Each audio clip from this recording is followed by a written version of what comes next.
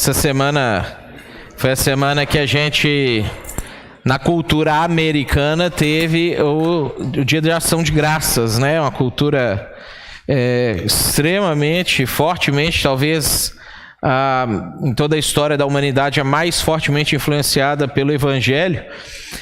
E eles separam, fizeram isso durante, sei lá, uns 200 e poucos anos, quase 300 anos, um dia específico para agradecer a Deus em reconhecimento de que tudo, absolutamente tudo que a gente tem, que eles têm, no caso, e colher, etc., foi aquilo que Deus fez por eles. Eu acho que esse é um hábito, né? Agradecimento é um hábito, é algo que faz a gente parar às vezes para pensar. Tem um versículo que eu acho muito interessante assim na Bíblia, lá em Deuteronômio, que é quando Deus está falando para o povo de Israel que eles estavam chegando na terra, e se você pegar os 40 anos antes disso, era milagre atrás de milagre, no que a gente chama de milagre, né? Deus fez umas pragas lá no Egito para o faraó libertar eles do Egito, depois tirou eles do Egito e abre o mar vermelho no meio. Os caras viram o mar abrir no meio, né? E eles poderem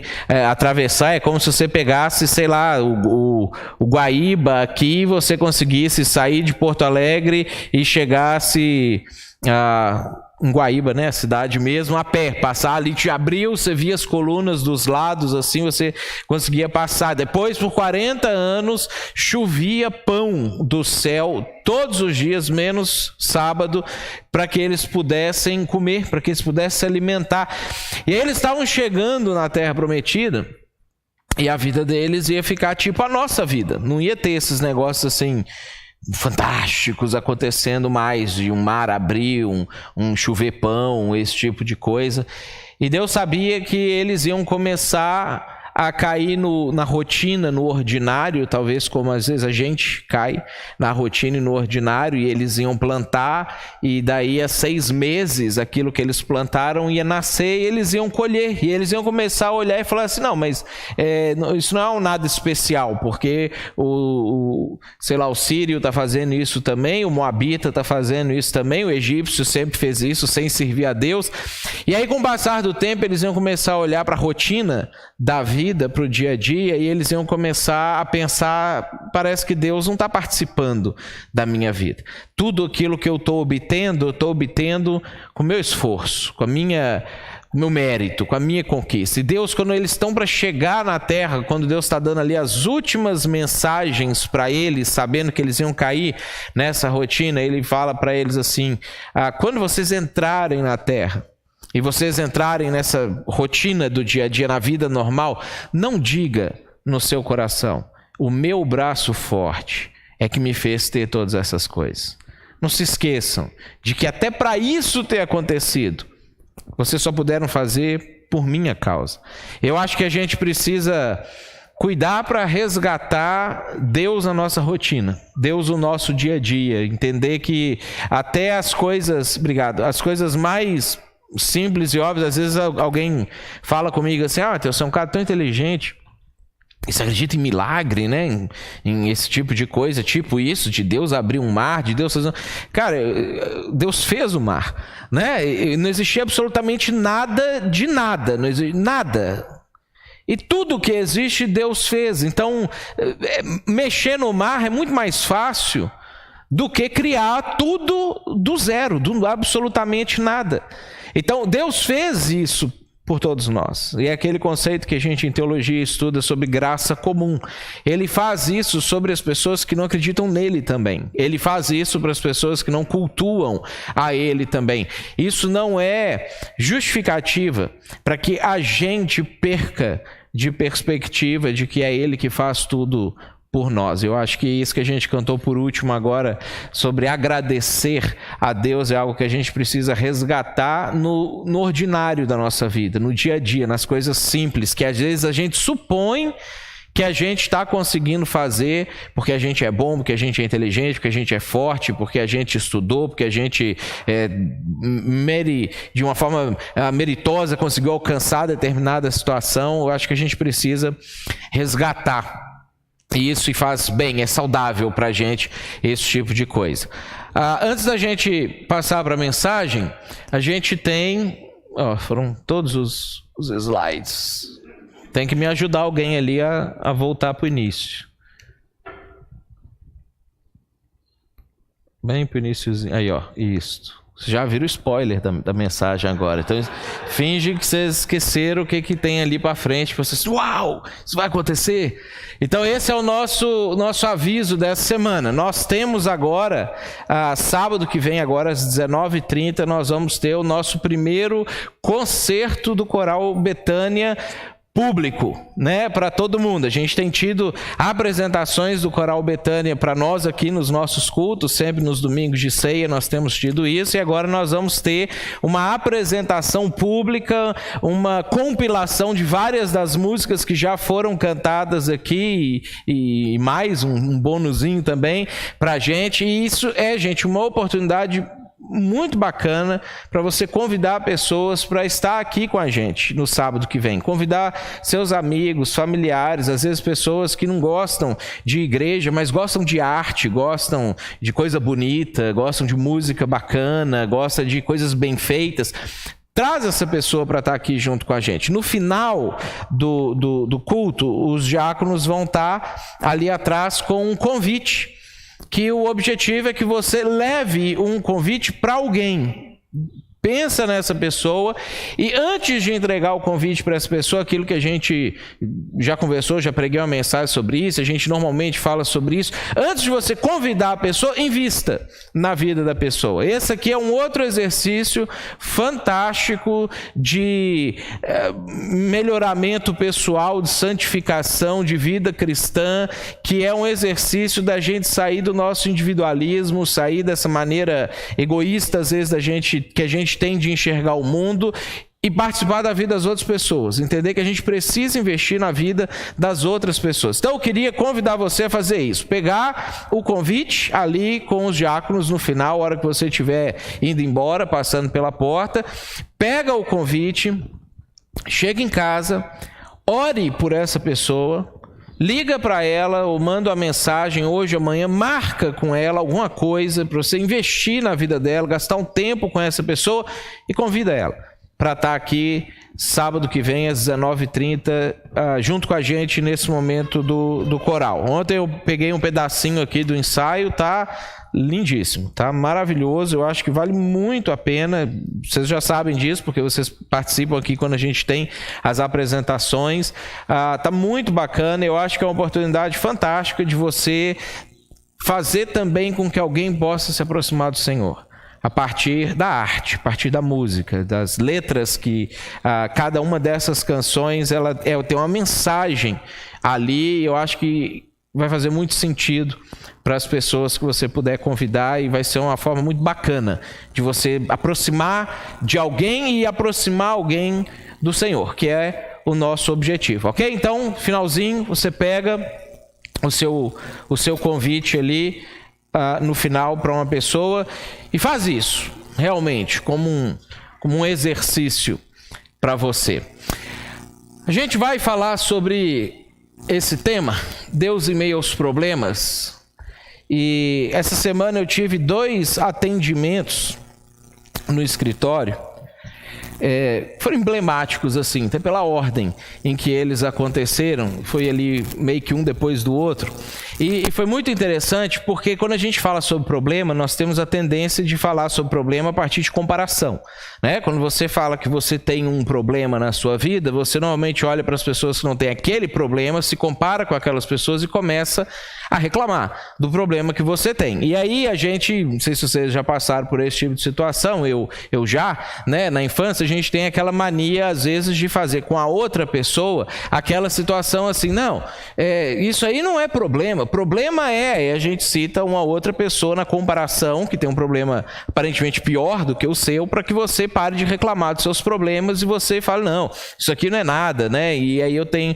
outras pessoas passando problemas piores do que eu. Não funciona, mas a gente fica fazendo esse tipo de situação. E eu achei interessante porque a maneira como essas pessoas chegaram para mim essa semana, elas foram assim, foi muito curioso o que aconteceu. Primeiro chegou uma pessoa que a gente atende lá no escritório, Ele era um funcionário público do município que foi exonerado injustamente. Ele está sendo perseguido, a gente tem algumas ações lá contra a própria prefeitura por conta dessa perseguição, difamaram ele nos jornais da cidade, etc., porque um dia ele multou uma retroescavadeira que era do município e aí por conta disso a imprensa foi de cima e a vida dele desandou. A gente tem acompanhado aí por 1 ano e pouquinho essa situação e ele foi injustamente exonerado. Ganhava um salário básico ali de um funcionário público ali da prefeitura, não muita coisa, e aí ele foi demitido e quando o funcionário público é exonerado, ele não tem todas aquelas coisas que um emprego normal te garante, FGTS, seguro-desemprego e aquele negócio todo. Sai e é aquilo ali que deu, né? E fora que não é uma demissão como é uma demissão normal. Se você é um trabalhador normal de uma empresa, você é demitido, você é demitido. Como as empresas admitem, demitem a toda hora. Quando um funcionário público é exonerado, normalmente ele ganha ainda um estigma de fez alguma coisa errada, tem alguma coisa errada, porque ele não tem estabilidade, como é que ele foi exonerado? Então, e aí ele chegou lá no escritório essa semana, eu perguntei para ele como é que ele estava, né? E ele falou, indo. Né? Aquela frase assim, que você já sabe que ele quer te contar algumas coisas a partir dali. Aí ele foi contando, ele foi exonerado, a mulher dele desempregada, ele está dependendo de ajuda de outras pessoas para poder sobreviver, fazendo um bico ali, vendo o que vai fazer e ainda com essa situação de algumas ações judiciais que podem fazer com que ele volte para o cargo, mas daqui a 2, 3, 4 anos, sabe-se lá quando esses processos vão ser julgados. E aí eu escutei um pouco ali da história dele, 14 anos de município e saindo nessas condições. Aí ele foi embora, saiu, terminei ali de conversar com ele foi embora. Logo em seguida veio uma outra pessoa e por isso que foi emblemático. Aí eu cheguei, perguntei para ela assim, como é que você está? Também não falou estava bem, né? E aí de novo, você já sabe que a pessoa quando responde assim, ela quer contar uma história para você. E aí ela foi falar a história dela, o problema dela, que também nós lá no escritório acompanhamos. Ela é casada com um empresário, eles têm muito dinheiro, e aí é muito dinheiro mesmo, mas ela resolveu ter algumas coisas da vida particular dela, resolveu ser professora do Estado, e aí agora ela está chegando no momento de se aposentar. O Estado mudou uma lei em 1998 e fizeram um troço errado para ela em 2004 lá, que ela deveria ter se aposentado no início desse ano e não conseguiu, pediram para ela trabalhar mais 1 ano e meio por conta dessa falha deles lá. De novo, a gente entrou com a ação judicial para isso, mas assim, a hora que ela estava me relatando o problema que ela está tendo pelo fato de não estar conseguindo se aposentar, era o mesmo nível de sofrimento do rapaz que tinha conversado comigo antes. Embora, quando a gente olha para a comparação da vida deles, a gente tenderia a falar para ela, mas você está reclamando, né? Eu acabei de conversar com um cara que tem a sua vida assim, está um desastre a vida dele. Mas quando a gente fala a respeito de problema, quando a gente fala a respeito de sofrimento, a intensidade dos nossos sofrimentos, a maneira como a gente sente ou percebe os nossos sofrimentos, habitualmente é a mesma de outras pessoas que às vezes têm, na nossa maneira externa de julgar, problemas maiores ou menores do que os nossos problemas. Por isso que quando a gente estuda psicologia e vai estudar sobre aconselhamento, sobre tratar com as pessoas, uma das primeiras coisas que a gente aprende é que você nunca vira para uma pessoa que te conta qualquer problema que seja e fala para ela coisas como, eu sei o que você está passando. Não, você não sabe o que ela está passando. Mas isso aí não é nada. Não, aquilo é o problema dela, é a vida dela, é a realidade dela. Porque o nosso sentimento, e às vezes a gente sente culpa de sofrer quando a gente sofre, porque a gente está sofrendo. Está o desastre ali na sua vida, e o seu grande desastre talvez queimou um troço lá na sua casa que você vai ter que trocar e não vai poder...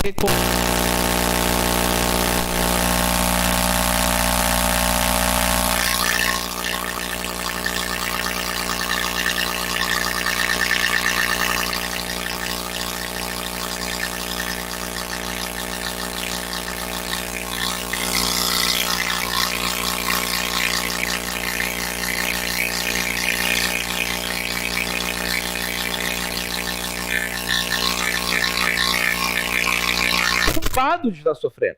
Aí você sofre duas vezes, porque você sofre e sofre porque não devia estar sofrendo, e aquele negócio vai virando um caos. E essas circunstâncias, elas vão acumulando na vida da gente, e os problemas daqui a pouco, eles vão gerando em nós comportamentos e reações e percepções da vida que de fato são inadequadas para a nossa vida.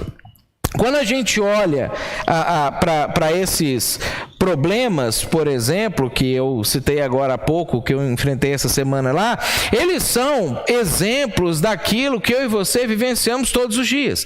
Todos os dias nós temos problemas nesses níveis, às vezes em níveis que alguém olha de fora e fala, nossa, como é que a pessoa está conseguindo viver? Às vezes a pessoa olha de fora e fala assim, mas só isso aí, a pessoa está reclamando de barriga cheia. Mas a gente sofre com todas as coisas. A gente se luta, vamos dizer assim, com todos esses tipos de coisas, e isso acontece porque problema é uma coisa única. Quando você tem um problema, aquele é o problema que você está tendo. E normalmente as coisas demais da sua vida, elas começam a gravitar em torno daquilo ali. A gente tem isso, por exemplo, quando a gente tem dor, né? Você tem dor numa parte do seu corpo, você não passa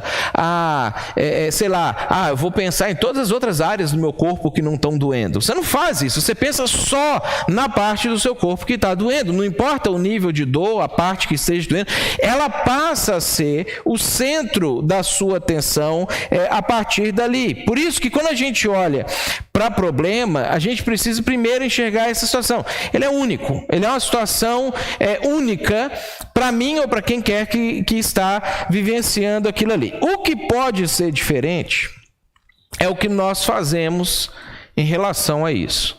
São as ações ou as reações que nós temos quando nós temos o nosso problema. E isso é muito importante, gente. E aí a maneira como a gente encara o problema é muito importante, porque a leitura que você faz da sua vida determina as decisões que você toma. A maneira como você enxerga as coisas da sua vida determinam todas as suas próximas reações. Por isso, você não tem que parar para preocupar ou pensar sobre o que você sente em relação ao problema, se está adequado ou não o seu sentimento. Você precisa parar para pensar sobre qual a leitura você faz da sua vida, para que você encaixe aquele problema, a forma como você está encaixando aquele problema na sua vida, de maneira geral. E tem uma passagem na Bíblia que ela vai ser, vamos dizer assim, o nosso lema da mensagem de hoje, embora a pregação vai ser em cima desse versículo, mas ele é a tônica e ele é o que, vamos dizer assim, aponta para a nossa história, é o que a gente conclui da nossa história, que eu queria que ele se tornasse o lema da sua vida. Que eu queria que você conseguisse adequar as suas leituras, as suas percepções, a sua maneira de enxergar, de decidir, de agir em relação aos seus problemas a partir desse versículo. E aí a gente vai ver como que isso pode encaixar na vida da gente, que é o texto que Paulo escreve para nós lá em Romanos 8, 28, que é um texto que, assim, se a gente olha com sinceridade para ele, às vezes a gente reconhece que tem problema com esse texto. Porque parece que esse texto ele não é real. Parece que esse texto faz parte assim, daquelas frases bonitas de se colocar num convite de casamento, numa traseira de um caminhão, numa marketing de uma loja, mas não parece que ele é um versículo que ele fala da realidade da gente. Porque quando Paulo, ele de repente para e escreve e fala assim, sabemos que, olha só, ele já estava falando que é óbvio. É tipo, você não sabe isso não, cara. Sabemos, é claro que é assim. E a gente às vezes olha para o versículo e fala assim, eu não sei se é tanto assim não. Sabemos que Deus age em todas as coisas para o bem daqueles que o amam e dos que foram chamados de acordo com o seu propósito.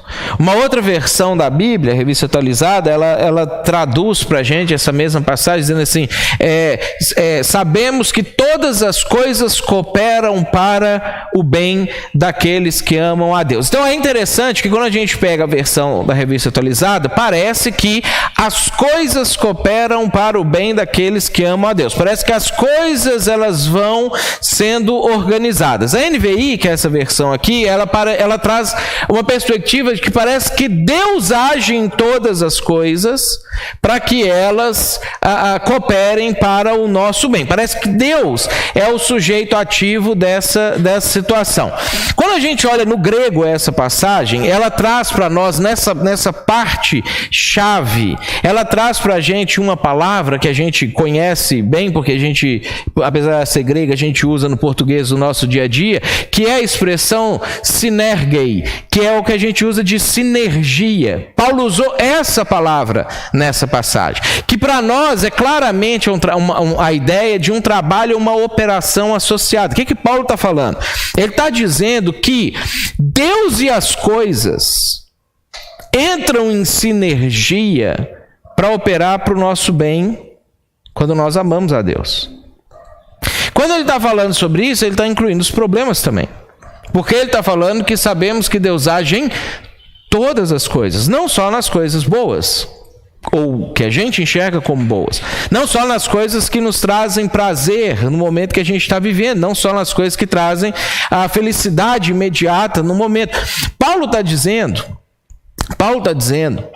que quando nós amamos a Deus, quando você tem Deus como seu objeto de amor máximo naquilo que você escalona na sua vida, Deus entra em sinergia com todas as coisas que acontecem na sua vida. Então, olha só, as coisas iam acontecer, você ia vivenciar essas coisas, elas iam ocorrer, e aí a gente tem que resgatar aquela ideia de que assim, o universo ele não conspira contra você. Existe a necessidade de que algumas pessoas, um número X, sei lá, de pessoas da humanidade vão ter doenças. Existe um outro número X de pessoas da humanidade que vão ter acidentes. Existe um outro número X de pessoas na humanidade que vão ter problemas de relacionamento. Existe um outro número X de pessoas da humanidade que vão ser pobres a vida inteira, não importa o quanto que trabalhe para deixar de ser pobre. Isso existe, está posto aí, isso vai acontecer para todas as pessoas, sejam essas pessoas cristãs ou não. Olha o que Paulo está falando. Se você ama Deus, essas coisas que vão acontecer com você, de qualquer forma iriam acontecer com você, elas entram em sinergia com Deus e elas passam a cooperar para o seu bem.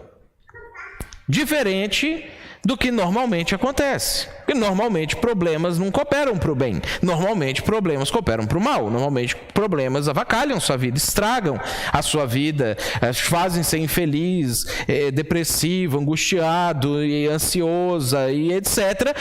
Mas existe a possibilidade da gente pegar algo que vai acontecer de qualquer jeito e mudar a energia dessa coisa na nossa vida.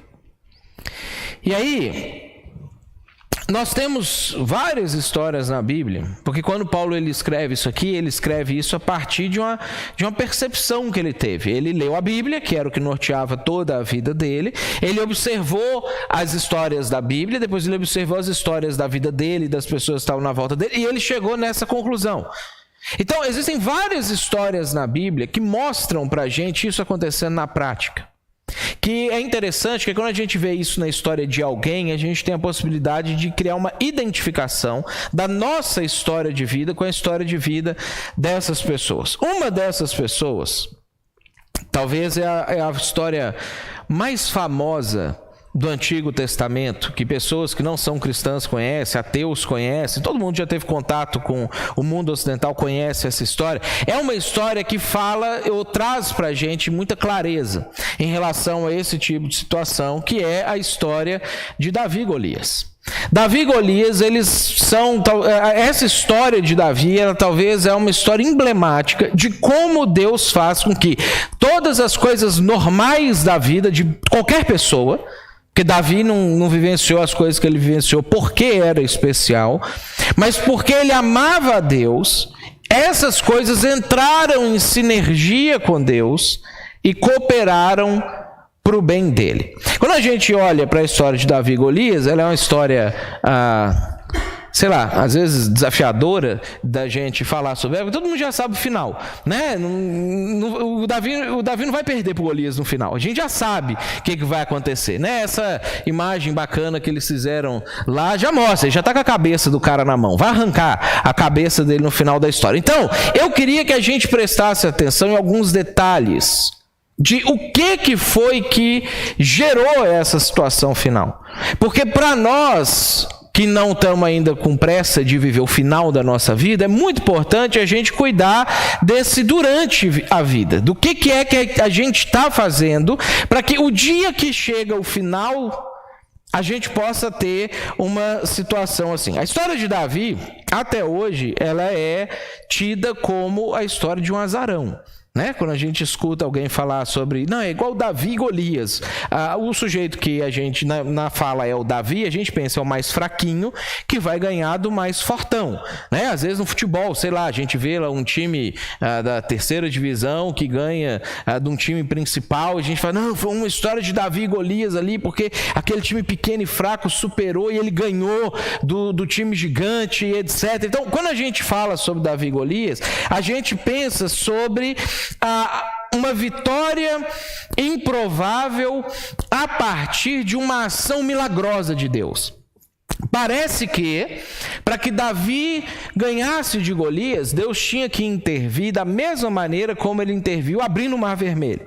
Ele teria que fazer uma coisa fora do comum, teria que fazer uma coisa assim milagrosa mesmo, que não acontece todo dia, para que a vitória tivesse acontecido. Mas a história de Davi, é isso que eu quero que a gente pense aqui, ela pode ser a minha história e a sua história. Porque na história de Davi, nós não temos, como a gente vai ver daqui a pouco, uma ação espetacular de Deus interferindo na situação. Nós temos as interferências cotidianas que nós podemos trazer para a nossa vida, dependendo da maneira como a gente vive com Deus, como a gente reage com Deus. Davi, ele tinha muitos problemas, igual os meus clientes, igual você, igual a mim. Um monte. Se a gente pegar e analisar a vida de Davi como vida de Davi, ele era um cara extremamente problemático. Ele tinha um monte de coisa que ele sofria, ele tinha um monte de coisa que ele fazia que dava errado, ele tinha um monte dessas coisas. Ele vivia com esse tipo de coisa. Desde o início da vida dele, ele nasceu com problemas. Ele era o caçula de 8 filhos. Na época que ele vivia, na cultura que ele vivia, você ser o caçula era uma coisa terrível, porque você estava fadado a viver o resto da sua vida servindo. Você ia servir o seu pai enquanto seu pai fosse vivo, você ia trabalhar para ele, para a fazenda dele, para a terra dele, para o negócio dele lá. Quando o seu pai morresse, a herança dele ia passar para o seu irmão mais velho e você ia servir o seu irmão mais velho. Você não ia ganhar nada da herança. Você ia ter que viver, então, servindo a sua vida inteira. Então, as piores coisas da casa eram dadas para você, as piores funções ficavam para você. Você ia receber os problemas da vida, da sua família, e outras pessoas iam ficar com as benesses da vida que eles tinham. Davi, ele ganhou como prêmio, por ser o caçula, a função de ser o pastor de ovelhas da família dos pais dele. Gente, o pastor de ovelhas naquela comunidade, ele era uma função tão menosprezada da cultura da época que, quando eles estabeleciam um tribunal, para eles justificarem ou criarem uma fundamentação para uma sentença que eles iam dar, você precisava ter 2 a 3 testemunhas para estabelecer um fato. Existia um grupo de pessoas que não podia testemunhar, que o Talmud, por exemplo, traz lá o rol dessas pessoas que não podiam testemunhar. Eram mulheres, não podiam ser testemunha de algum fato, pessoas que jogavam, viciados em jogos, não podiam ser testemunhas de um fato, e pastores de ovelhas não podiam ser testemunhas de um fato. O pastor de ovelhas, ele não tinha credibilidade social normal como um cidadão dentro da cultura judaica da época que ele estava vivendo. Então, quando o pai de Davi tem as ovelhas, quem que vai cuidar das ovelhas? Tem que ser aquele que não tem credibilidade social dentro da família. Essa é a construção de vida de Davi. É isso que estava acontecendo com ele. A gente vê isso claramente claramente, porque quando, no momento que Davi foi ser ungido, o rei de Israel, se a gente olhar lá no livro de Samuel, o profeta Samuel, ele chega e Deus falou assim, um filho do Jessé, que era o nome do pai de Davi, que vai ser o próximo rei de Israel quando Saul, que era o rei atual, morrer. Aí o Samuel chegou lá e falou para o Jessé, traz seus filhos aqui porque eu vou escolher um deles para ser o rei, que Deus vai me falar aqui quem que vai ser o rei. Aí o Jessé trouxe os filhos lá, e aí o Samuel foi com ele, Deus lá perguntando, esse aqui, Deus negou todos os filhos. Aí o Samuel pensou assim, então tem um negócio errado aqui, porque Deus falou que tinha que ser assim. O pai não trouxe o Davi para nem dar a oportunidade. Não, é tão óbvio que não vai ser o Davi, que vai ser o rei, que eu nem vou mandar trazer ele de lá, porque senão ia ter que pegar um servo que está fazendo uma coisa mais importante aqui, para ficar cuidando das ovelhas lá e atrapalhar o nosso negócio. É óbvio que vai ser um desses outros que estão aqui. E aí o Samuel tem falado, mas não tem nenhum filho? Tem um. Mas não vai, não, chama ele. E aí era o cara. Então assim, essa era a condição de vida de Davi.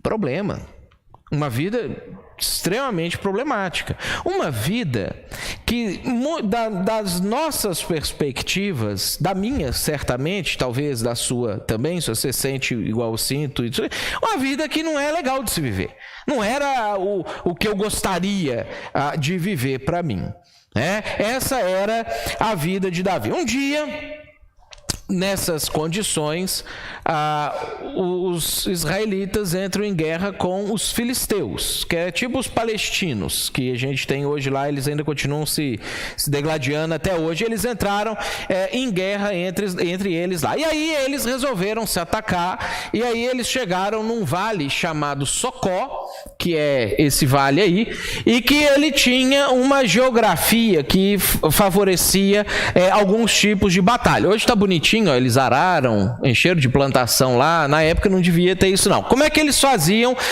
nas guerras deles? Um dos povos ficava numa colina do lado de cá, acampava todo o exército, ficava armado, tinha os flecheiros, os caras da funda, não sei o que, os caras ali na frente.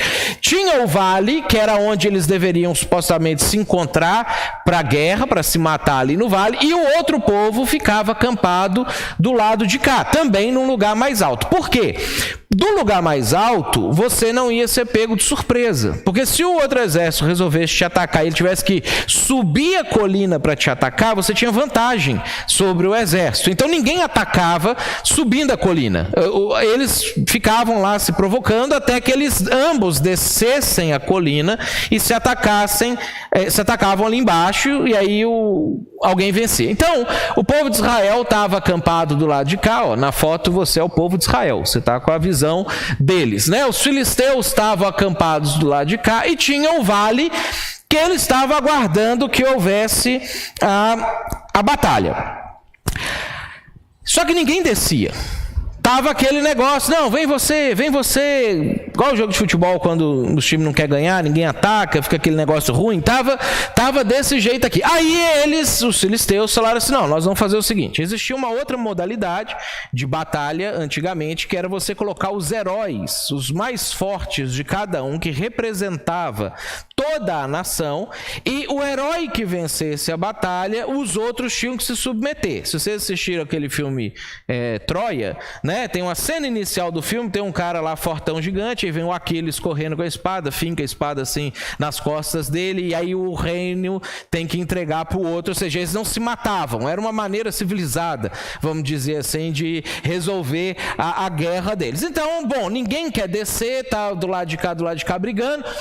Aí os filisteus falaram assim, não, vamos propor para Israel um embate desse. O nosso herói contra o herói deles, e o que vencer, a gente não se mata, um fica escravo do outro. Só que aí, o herói dos filisteus, que desceu para poder fazer essa convocação, ele não era um cara normal. Olha o que a Bíblia fala sobre ele lá em 1 Samuel, capítulo 17. Um guerreiro chamado Golias, que era de Gate, cidade dos filisteus que ele morava, lá na faixa de Gaza até hoje, veio do acampamento filisteu. Tinha 2,90 metros de altura. E ele usava um capacete de bronze e vestia uma couraça de escamas de bronze que pesava 60 quilos. Nas pernas, ele usava caneleiras de bronze e tinha um dardo de bronze pendurado nas costas, e a haste da sua lança era parecida com uma lançadeira de tecelão. A gente não sabe bem o que é isso, mas é um negócio grandão assim, forte e pontudo. E a sua ponta de ferro pesava 7,2 kg. E o seu escudeiro ia na frente dele. Esse era o sujeito, eu queria que você imaginasse ele comigo, que desceu para fazer a provocação. 2,90 metros de altura. Quando eu estava fazendo os slides, pena que eu não sei por que eu não pus o slide. Eu ia colocar um para fazer a comparação, porque hoje a gente não tem gigante, né? De 2,90 metros de altura. Isso não existe mais. Mataram todos que existiam naquela época lá. Mas nós temos pigmeus. Então, tem umas fotos dos pigmeus que tem 1,30 m. O cara é adulto. E aí tem 1,30 m e todo mundo tem aquela estatura. E aí tem umas fotos assim legais que tem uns exploradores daquele tipo Indiana Jones, assim, com aquelas bermudinhas de sarja, que vai lá no meio da selva deles e que são, sei lá, se britânicos, alemães, aquele pessoal que normalmente é mais alto do que a gente também, e deve ter seus 1,90, 1,95, e aí tem várias dessas cenas que tem esses caras perto dos pigmeus. É mais ou menos aquilo ali. Se você olhar a foto, só que era o inverso. O cara normal parecia seria o pigmeu e ele era o gigantesco. Óbvio que em um combate homem a homem não era muito legal de você encarar, né? Porque se fosse assim no meio da batalha, tem um gigantão lá, vai 10 em cima do cara, um consegue matar, resolve. Mas no mano a mano é muito difícil. E aí o Golias, que é esse sujeito, por 40 dias ele ficou provocando o povo de Israel e falando assim: manda vir alguém aqui, a gente vai resolver o negócio, porque o Deus de vocês é um fraco, o nosso Deus é que é forte demais. Se vocês não confiam no Deus de vocês não, manda alguém aqui, nós vamos resolver. 40 dias, o Golias de manhã ele fazia um negócio desse, de tarde ele fazia um negócio desse, eles voltavam para dormir. Ficava nesse negócio. E por 40 dias, tanto Golias quanto Davi, eles vivenciaram rotinas bem diferentes. Golias estava armadão desse jeito aqui, só fazendo isso. Ia lá, fazia uma chacota, um desafio, voltava. Davi, por 40 dias, fazia aquilo que se esperava de uma pessoa na condição dele. Ele não podia lutar na guerra, porque quando eles olharam para ele, um rapazinho ali mais franzininho, não sei o quê, o 8º filho, não vai nem pra guerra, não vamos gastar dinheiro treinando esse cara, botando esse cara pra pegar em armas e não sei o quê, qualquer coisa é o seguinte. E o que o pai de Davi fazia? Não, Davi, você tem uma função muito importante, igual quando a gente quer, né, falar pra criança assim, não, uma função muito importante essa que você vai fazer. Ele devia ter falado isso por Davi também. Davi, função muito importante, você vai pegar esses queijos aqui, você vai levar pros seus irmãos que estão lá na batalha, porque olha, né, sem queijo não vive, então você vai somar bastante nessa guerra. Era a função que eles deram para o Davi. Por 40 dias ele pegava comida na casa dele, levava para o campo de batalha, dava para os irmãos. O pai dele falava assim, não, dá um presentinho para o capitão do exército também, dá um presentinho para o outro cara ficar feliz lá. Era a função do Davi. Óbvio que ele não estava satisfeito com isso. Ele não queria ser... E o pai falava assim, vai lá e me fala como é que eles estão. Quando Davi chegava lá, quando a gente leu o capítulo 17 de 1 Samuel, os irmãos de Davi xingavam ele. Então assim, era uma função ruim, os irmãos, você veio aqui, você quer ver carnificina, né, seu sanguinário, não sei o quê. Quem está cuidando das ovelhas lá? Você é um mercenário, não sei. Aí ficava... Essa era a rotina de Davi, 40 dias. Ele escutando e vivendo isso, vivenciando essa situação, que era a história da vida dele. Não era nada assim diferente. E o Golias desafiando, voltando, bebendo, comendo, indo lá, desafiando e ficando nessa situação. A rotina de Davi bem menos heróica do que a rotina de Golias. O rei Saul que queria acabar com aquela guerra vitoriosamente, ele fez uma promessa. Ele falou assim, porque ninguém nem queria se dispor a lutar com o cara. Ele falou assim, quem for lutar com o cara, nós vamos fazer o seguinte, vai casar com a filha melhor que eu tenho aqui, vai ficar isento você e toda a sua família de imposto pro resto da vida, e eu vou encher o cara de riqueza. Promessa do rei. O cara ia virar genro do rei. Olha só, bacana para a época lá, todas essas coisas que ele ia ter. E mesmo assim, ninguém tinha coragem de dar o primeiro passo e falar assim, não, deixa eu ir lá ver esse negócio. Então, a rotina deles ficou dessa forma. E é óbvio que o cara que fizesse um negócio desse, ele não ia só ficar sem imposto e casar com a filha do rei, ele ia virar herói nacional. Obviamente que o símbolo dele ia ficar na bandeira do país para sempre, igual está a estrela de Davi até hoje na bandeira de Israel. O cara que fizesse um negócio desse, ele ia ser o herói dos heróis para sempre. Então, assim, tinha muita coisa em jogo nessa situação ou nessa rotina. Agora, eu pergunto para você, se você estivesse lá no dia da batalha, você está lá, você é um observador internacional da ONU, você não vai se meter, não vai, né, só ver se não vai ter gás sarin de um lado do outro, negócio assim, não. Você vai só observar a situação. Se você estivesse lá e você fosse apostar num vencedor, entre Davi e Golias, você pode apostar. Quem que você apostaria? Olhando dessa situação. Ao longo desses 40 dias, Davi, ele foi tomando coragem. Ele foi decidindo enfrentar o gigante. Ele foi pensando assim, eu acho que eu vou resolver esse negócio aí. E ela voltava, pai, os irmãos estão bem, Simei me xingou, né? E aí o pai falava, não, quando ele vier aqui a gente vai resolver, né? Mas leva mais esse queijinho. Ele voltava para levar o queijinho e ficava ouvindo o gigante xingando, 40 dias. E tomando coragem, e falando, eu vou resolver esse negócio, eu acho que eu vou fazer alguma coisa em relação a isso. Agora, se você olhar de forma superficial, é óbvio que essa parece uma decisão estúpida. Para que o cara daquele vai atacar o gigante? Eu acho que se você olhar de forma superficial, você não apostaria em Davi. Mas se você tivesse a oportunidade de avaliar de maneira pormenorizada as habilidades de Golias e as habilidades de Davi, eu acho que você tomaria uma decisão diferente. Porque olha só, quando a gente olha para a batalha de Davi e Golias, se você olha prestando atenção em todos os detalhes da história, Golias não tinha a menor chance de ganhar de Davi. Ele não tinha a menor chance. Se você detalhasse a história, você apostaria em Davi. Golias, ao contrário do que normalmente a história conta pra gente, ele era um sujeito mais ou menos assim, quase 3 metros de altura. Ele estava carregando os equipamentos, que se a gente fizer a soma ali das coisas que eles falaram para a gente, tinha mais de 80 quilos de equipamento, entre a lança, aquelas couraças, aquele troço todo que ele estava carregando. Ele, para ter um porte de uma pessoa de 2,90 metros que pudesse fazer alguma coisa, sei lá, ele devia ter uns 200 quilos, ele deveria pesar, né? Se ele pesasse 100 quilos com esse tamanho, ele nem se sustentava em pé direito. Ele era forte e pesado para carregar todo esse negócio. Nós estamos falando de uma pessoa que está carregando uns 300 quilos, talvez até um pouco mais, nas pernas dele. Ou seja, é um cara, talvez na época, o homem mais forte do mundo, mas extremamente lento. Ele não tem agilidade, ele não dá conta, não ginga, não sei. O negócio dele é o que ele estava propondo. Batalha do corpo a corpo. Davi, ele estava armado. Ele não era um carinha fraquinho que ia lá enfiar uma espada num cara de 3 metros de altura. Davi estava armado.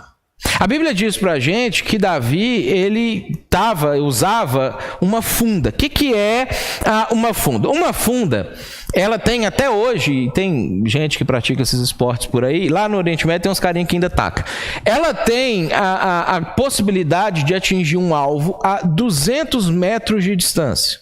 Né? Pensa que é 200 metros, são 4 placas de quebra-mola de 50 metros para frente. Né? Você pensa em 4 vezes quando você vê aquela placa do quebra-mola, 200 metros. O cara ele podia atingir nessa distância uma pessoa e com a potência igual um tiro de uma .22. Esse era o impacto da força de uma pedra atirada por uma funda. O cara girava o troço a centenas de rotação ali em cima da cabeça dele. Quando ele atirava aquele negócio, aí depois se você tiver curiosidade, joga lá no YouTube, tem uns caras que atira com funda, é bem legal assim, porque tem uma técnica de fazer um negócio. Ele amarra uma pontinha do dedo aqui, põe a pedra aqui, segura com a mão aqui, aí ele roda, a hora que ele solta, o que está esse aqui do dedo aqui fica agarrado no dedo dele, isso aqui atira a pedra. E uma coisa que é interessante é que as pessoas que usavam essas armas naquela época, elas eram extremamente precisas. Isso aqui não é um negócio assim, tipo o filme que a gente assiste do cara que atira um monte de flecha e se pegar em alguém, pegou. As pessoas que usavam esse tipo de arma, eles eram treinados e tinham uma habilidade tal, que eles acertavam o alvo praticamente 100% das vezes que eles atiravam. Ele tem uma técnica, esse troço de largar, não é assim na sorte, se pegar, pegou. Olha só o que o livro de Juízes conta pra gente de um destacamento do exército de Israel de uns 100 anos antes de Davi. Lá em Juízes 20:16, assim, dentre todos esses soldados, havia 700 canhotos muito hábeis e cada um deles podia atirar uma pedra com a funda num cabelo sem errar. Se você jogar lá no YouTube, ver uns caras atirando, você vai ver que é possível um negócio desse. O pessoal que é treinado com isso aí, eles conseguem acertar alvos assim minúsculos. Tipo a gente, quando treina pra caramba, consegue com uma arma acertar um alvo de distância. Você tem ali uma precisão. A gente que treina com flecha consegue acertar. Você assiste as Olimpíadas, os caras com flecha acertam. Então assim, Davi, ele estava armado. Golias não tinha a menor chance. Porque por mais que ele tivesse 2,90 m de altura, você toma um tiro na cabeça e morre. É isso que acontece com as pessoas que tomam um tiro na cabeça. Então, olha o que o texto diz pra gente. Que Davi, ele resolveu atacar o Golias. Tomou a decisão de atacar o Golias. Não, deixa comigo que eu vou fazer. Foi lá, falou com Saul. A gente vai ver daqui a pouco essa conversa deles lá. E aí ele desce, e em seguida pegou o seu cajado, escolheu no riacho 5 pedras lisas, dá o detalhe, porque não é assim, pegar qualquer pedra. Não, pedra lisa que o vento não bate nela, não tem que ser ali aerodinâmica, blá blá blá. Colocou-as na bolsa, isso é, no seu alforje de pastor, e com a sua tiradeira na mão aproximou-se do filisteu. Enquanto isso, o filisteu com o seu escudeiro à frente vinha se aproximando de Davi. Então aquele vale lá, eles desceram, o filisteu já ficava lá naquele vale gritando para os caras, o Davi foi descendo a colinazinha para encontrar com ele. E a tensão instaurada, né? Acho que mais do exército de Israel, acho que os filisteus não estavam tão tensos assim. E aí ele olhou para o Davi com desprezo e viu que era só um rapaz ruivo e de boa aparência. E fez pouco caso dele. Falou, mas que é isso? Eles estão doidos, né? E disse a Davi: por acaso eu sou um cão para que você venha contra mim com um pedaço de pau? E o filisteu amaldiçoou Davi, invocando os seus deuses, e disse, porque o que está acontecendo aqui, gente? Essas batalhas dessa época não era só a batalha de um cara contra outro, não era só uma batalha por grana, por espaço de terra, ou qualquer coisa assim. Também era uma batalha de deuses. Tinha em jogo aquela coisa assim, não, o deus mais forte que vai ganhar nesse negócio aqui. Então eles misturavam esse negócio todo. E aí ele amaldiçoou Davi e falou, vem aqui que eu vou dar a sua carne às aves dos céus e aos animais do campo. E Davi disse o filisteu, respondeu para ele, você vem contra mim com espada, com lança e com dardo, mas eu vou contra você em nome do Senhor dos Exércitos, o Deus dos Exércitos de Israel, quem você desafiou. Olha só que interessante. Por mais que Golias não tinha a menor chance, por mais que Davi já sabia que ele ia matar o Golias, por mais que ele sabia que ele tinha habilidade suficiente para tirar a pedra e matar o cara, como a gente sabe que vai acontecer no final da história, ele levava muito a sério aquilo que eu falei bem no comecinho aqui do versículo. Quando você for lá e matar um gigante dando um tiro na cabeça dele, não diga, foi o meu braço, é a minha habilidade que matou ele. Porque você só teve tudo isso por causa de Deus. Davi, ele tinha consciência de que mesmo que Deus não ia milagrosamente pegar a pedra e guiar na cabeça do gigante, que ia ser uma consequência natural do tiro que ele ia dar na cabeça do cara, ele tinha consciência de que ele estava fazendo aquilo em nome de Deus.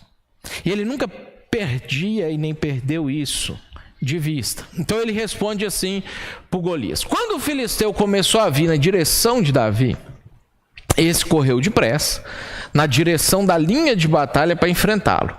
Retirando uma pedra do seu alforje, ele a arremessou com a tiradeira e atingiu o filisteu na testa de tal modo que ela ficou encravada e ele caiu com o rosto no chão. Um tiro, tinha 5, né? Tipo um taborzinho do revólver lá mesmo, né? Vai que erra um, ainda tem 4 tiros para dar. Mas só uma precisou. Uma força de uma ponto .22, não furou a testa e entrou dentro do crânio, porque a pedra é maior do que a bala, né? Então você tem o espaço, o pessoal que tem de física vai explicar melhor isso aí. E aí é isso aí, mas quebrou o osso do Golias aqui na frente, cravou na testa dele e ele caiu com o rosto no chão. Assim Davi venceu o filisteu com uma tiradeira e uma pedra. Sem espada na mão, ele derrubou o filisteu e o matou. Davi correu e se pôs de pé sobre ele, desembaiou a espada do filisteu e acabou de matá-lo, cortando-lhe a cabeça com ela. E quando os filisteus viram que seu guerreiro estava morto, recuaram e fugiram. 17, 18 anos, 20 anos, sei lá que idade que o Davi tinha aqui, de problemas na vida dele. E quando ele enfrenta Golias, e vence ele, não como azarão. Davi era o favorito na batalha. Era óbvio que o Davi ia vencer. Ele sabia disso. E quando a gente lê a história, é óbvio que os outros também começaram a achar que ele ia vencer, porque deixaram ele ir. Ninguém ia entregar a terra inteira, o exército inteiro, a nação inteira. Saul nunca ia entregar na mão de uma batalha em que, vamos ver o que vai dar na sorte do negócio. O que fez Davi favorito em uma batalha como essa? O que diferenciou Davi de todos os outros atiradores de funda que existia lá, os outros guerreiros de Israel, os caras que era forte e lutava? O que é que fez com que Davi fosse diferente de todas as outras pessoas que estavam em Israel lá? A resposta foi a resposta que o Davi deu para o Saul quando ele estava tentando convencer Saul a deixar ele lutar. Porque o Saul também fez essa pergunta para o Davi. Davi, por que você é diferente dos outros? Por que eu vou colocar na sua mão toda a nossa história, todo o nosso exército, correr o risco de colocar minha família e toda a nação de Israel como escravo dos filisteus para você? Por que eu devo fazer uma coisa dessa? Quando ele estava discutindo sobre essa situação, lá no versículo 33, o Davi falou assim, a conversa foi dessa maneira. Respondeu Saul: você não tem condições de lutar contra esse filisteu. Você é apenas um rapaz e ele é guerreiro desde a mocidade dele. Ou seja, você está começando, ele já era guerreiro na sua idade, você não é guerreiro, nem agora você é guerreiro. Você não fazia parte do exército. Eu vi você trazendo queijo aqui para os seus irmãos esses dias. Você não tem condições. Davi, entretanto, disse a Saul: Saul, te contar a história da minha vida. O teu servo, ele toma conta das ovelhas do seu pai. Quando aparece um leão ou um urso e leva as ovelhas do rebanho, eu vou atrás dele, atinjo-o com golpes e livro a ovelha da sua boca. Olha o que Davi está falando aqui. Leão e urso é um problema para quem cuida de ovelha. Ameaça não só financeiramente as suas ovelhas, como a vida do cara que está cuidando de uma ovelha. E na história de Davi, sendo pastor de ovelhas, frequentemente aparecia leão e urso para atacar. Nessa época existia leão e urso lá, eles extinguiram, depois ficou restrito só a umas partes do mundo, mas no Oriente Médio tinha esses animais ainda lá. E eu fico imaginando como é que podia ser a reação da gente numa situação como essa. Está lá compondo o Salmo 23. O Senhor é meu pastor, nada me faltará. Está compondo, porque era isso que ele estava fazendo lá. Aí de repente ele olhava, vindo um leão. Puxa Deus, estou aqui compondo a música para o Senhor, para te adorar, que eu gosto do Senhor, eu amo o Senhor. E o Senhor deixa o leão vir. Por que o Senhor não me protege? Por que o Senhor... O urso, Deus, agora... Por que o Senhor deixa isso acontecer? Não. O Senhor é meu pastor, mas deixa faltar de vez em quando. Podia ter dado outro rumo para o Salmo 23, olhando aquela situação, aquela circunstância. Porque o que Davi enfrentava é aquilo que eu e você enfrentamos. Porque não vinha urso e leão só para Davi. Vinha urso e leão para o Simei, vinha urso e leão para o Natan, vinha urso e leão para o Muhammad bin Akhlad. Todo mundo que era pastor de ovelha na época, em algum momento da sua vida, ele tinha que enfrentar urso e leão, porque são problemas naturais de quem está no campo cuidando de animais que são alimentos de urso e leão, não só de seres humanos. Quando Davi narra a sua história para Saul, ele pega os problemas dele, que ele vinha enfrentando ao longo da vida dele, e ele põe na narrativa, ele põe na história. Quando aparece um leão ou um urso e leva uma ovelha do rebanho, eu vou atrás dele, atinjo com golpes de livro a ovelha da sua boca. Quando se vira contra mim, porque ele tomou a pedrada, né? O leão, o urso lá, às vezes pega de raspão assim, sai no encrave e mata de uma vez, o bicho volta para atacar, mas volta tonto, porque já tomou a pedrada na cabeça. Então, quando ele volta contra mim, eu pego pela juba, atinjo com golpes até matá-lo, porque é óbvio que ele não vai pegar o bicho inteiro pela juba, é só o Sansão conseguia fazer esse tipo de coisa. Ele tinha que desdobrar a história ali para poder fazer o negócio, mas o bicho já vem zonzo, ferido, sangrando, já não está enxergando direito, não sei o que. Eu pego ele pela juba e atinjo com golpes até matá-lo. Teu servo é capaz de matar tanto um leão quanto um urso. Esse filisteu incircunciso era o xingamento deles da época, né? Às vezes a gente nem sabe direito o que é isso aí. Acho que a maioria de nós é incircunciso, nós homens aqui somos incircuncisos, mas ele era o xingamento máximo da época, assim, era um negócio absurdo. Esse filisteu será como um deles, pois desafiou os exércitos de Deus vivo. Olha o que ele está falando. Saul, eu só vou fazer com ele o que eu já faço todos os dias no campo. Você ia apostar em mim se viesse um leão me atacar? Óbvio que não, mas eu sempre mato eles porque eu dou tiro na cabeça dele antes. O urso, eu dou tiro no urso antes. Se você tem um cara armado, você já aposta no cara armado contra o desarmado, é óbvio. Só que para que isso fosse realidade na vida de Davi, isso tinha que ter acontecido diversas vezes com ele antes. O Senhor me livrou das garras do leão e das garras do urso. Me livrará das mãos desse filisteu. Diante disso, Saul disse a Davi: vá e que o Senhor esteja com você. Davi, realmente, você tem todas as chances de vencer. Você tem todas as chances de ganhar. Vai e o Senhor esteja com você e vamos ver o que vai acontecer. O que foi a resposta de Davi que levou ele a tomar a decisão que tomou e se tornar a pessoa que ele se tornou na vida dele? Primeiro, os problemas do dia a dia, Saul, me favorecem. Todos os problemas que eu tenho na minha vida me favorecem para esse momento. Tudo que eu enfrentei até hoje me traz a esse momento como favorito para a batalha. Tudo o que eu vim aprendendo ao longo da minha vida me torna o cara que vai vencer esse gigante. E Saul, tem uma segunda situação. Eu amo a Deus. Todos os problemas que eu tive no meu dia a dia me favorecem, Saul, Porque eu amo a Deus. Porque olha só como é que é a narrativa. Lê de novo comigo a narrativa que o Davi faz aqui, ó. Ele começa falando aqui: Saul, eu tomo conta das ovelhas e vem um leão e um urso e leva a ovelha, e aí eu vou lá e dou um pau neles e não sei o quê. Problemas do dia a dia.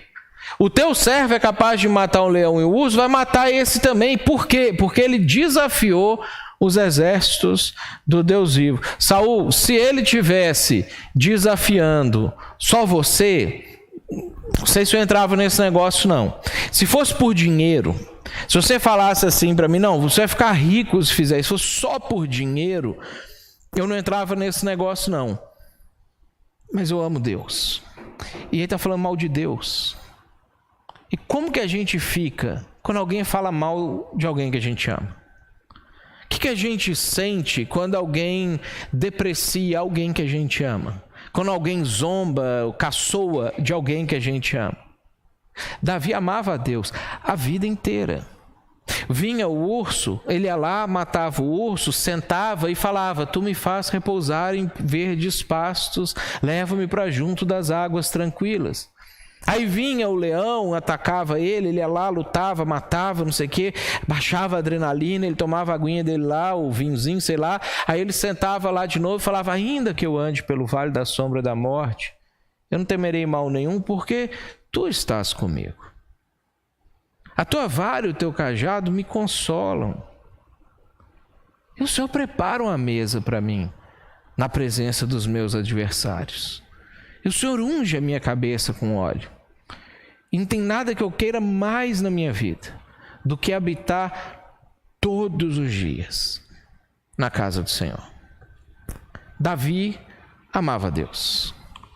E porque Davi amava a Deus, todas as coisas que aconteciam na vida dele entravam em sinergia com Deus para o bem de Davi. Concorriam para o bem de Davi. Deus se fazia presente em todas as coisas que aconteciam na vida dele, para que ele pudesse, a partir daquilo, ter algum bem, ter alguma coisa boa acontecendo para ele. Davi sabia que todas as coisas que aconteciam na vida dele, Deus ia fazer cooperar para o bem da vida dele. É por isso que quando a gente lê os Salmos, a gente não vê Davi reclamando de Deus em nenhum momento.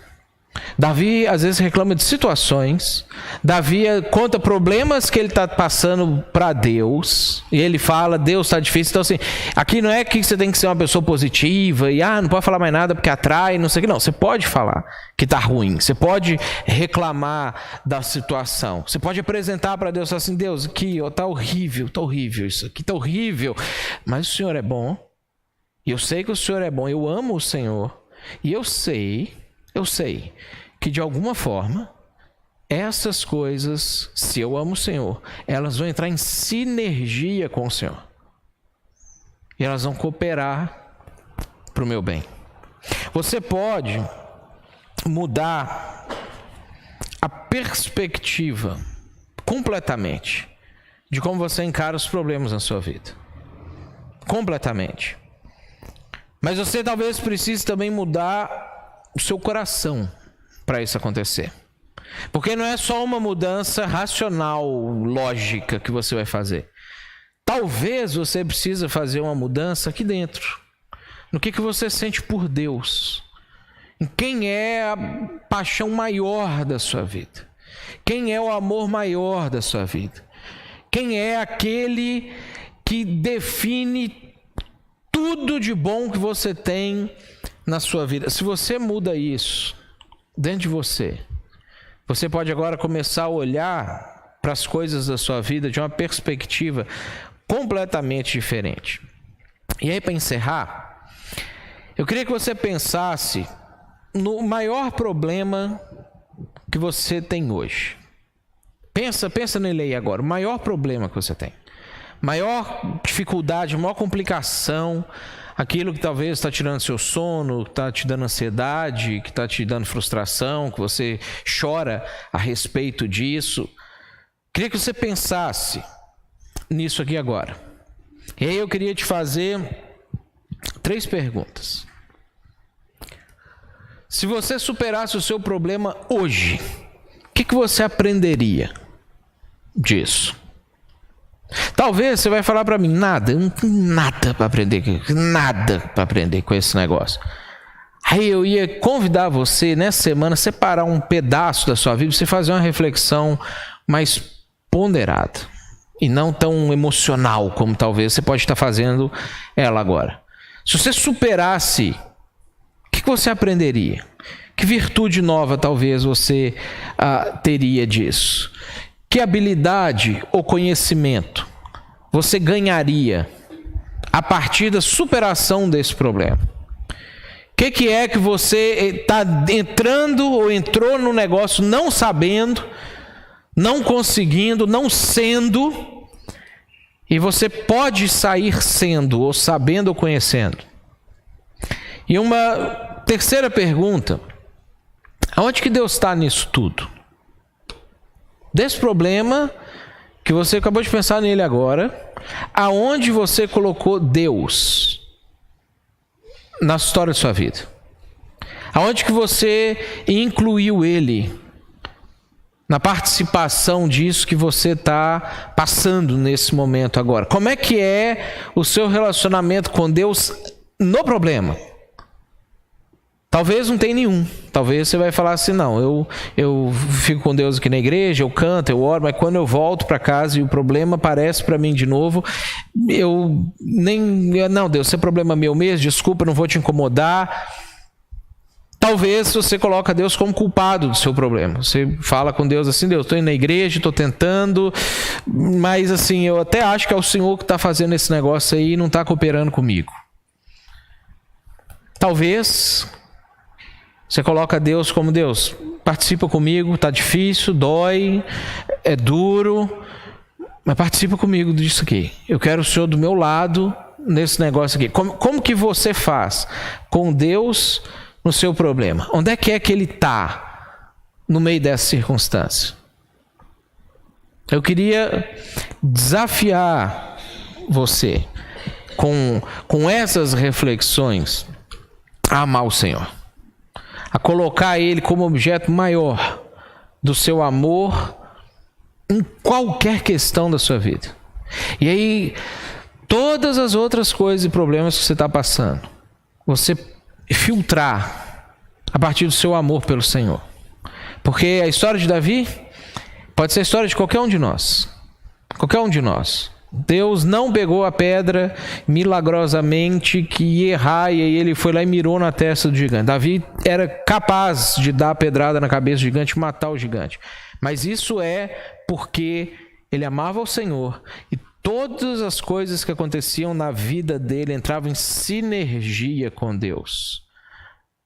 Coloca Deus na sua vida, ame a Ele, e as coisas da sua vida também vão entrar em sinergia com Ele. Vamos ficar de pé para a gente orar? Senhor, obrigado, porque o Senhor nos ama, e mesmo o Senhor não tendo assim nenhuma razão para participar dos nossos problemas, por amor o Senhor escolhe fazer isso. Obrigado porque nós podemos amar o Senhor, porque o Senhor nos amou primeiro. E é por causa desse imenso amor que a gente pode se aproximar de Ti e a gente pode ter o Senhor participando da nossa vida. Obrigado, Deus, porque podendo nos achar pequenos, infantis, bobos, insignificantes, por amor o Senhor valora cada aspecto da nossa vida. E o Senhor participa de coração da vida da gente. Deus, queremos que o Senhor de fato seja o objeto maior do nosso amor. Que a gente possa colocar o Senhor como o nosso Deus de fato em todas as áreas da nossa vida. Para que Deus, todas as coisas que acontecem, entrem em sinergia com o Senhor para o nosso bem. E aí, Deus, nós temos várias coisas, cada um de nós aqui nas nossas vidas, que talvez ainda não estão dessa maneira.